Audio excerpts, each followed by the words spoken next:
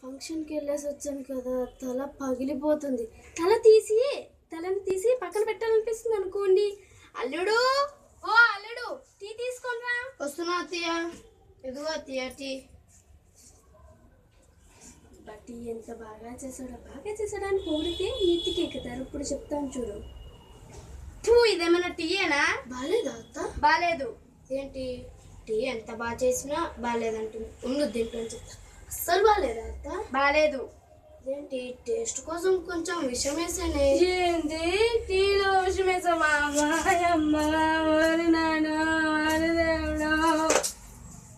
నువ్వెంత తెలిసినా లాభం లేదత్త.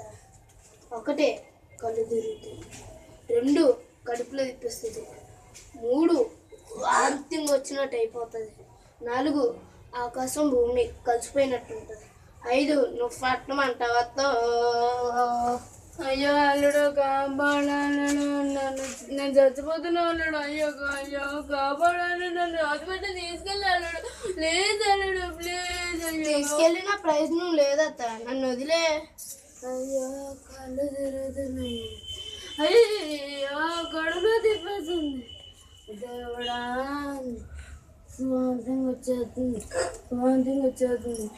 అయ్యో కళ్ళు తిరుగుతున్నాయే దేవుడా, భూమి ఆకాశం ఒకటైపోయినట్టుంది.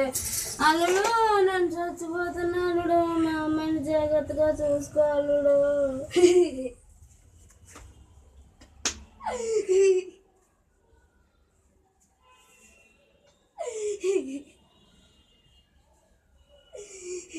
అక్క ఏంది అత్త?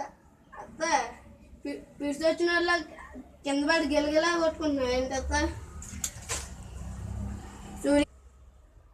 ఏందత్తో సూర్యకాంతం సావిత్రిలను మించిపోయేస్తున్నావు.